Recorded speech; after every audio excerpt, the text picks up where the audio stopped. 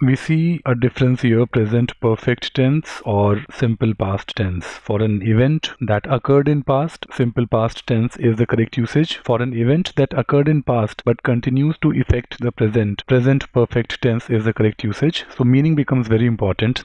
The meaning is that such collisions declined steadily earlier but have remained virtually unchanged. So decline happened in the first 4 months. Now the process of decline started and got over in the first 4 months. So the usage of perfect tense here would not be correct. It is the virtually remained unchanged bit which continues to affect the present, and therefore in this part of the sentence present perfect tense is desired. So answer choices which do not deploy present perfect tense in the second part of the sentence can be eliminated.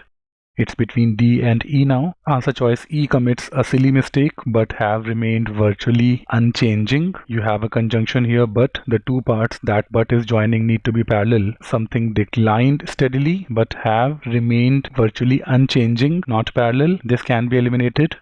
Let's confirm answer choice D once. So such collisions declined steadily during the first 4 months of the year, but such collisions have remained virtually unchanged during the next 5 months. D is the correct answer choice.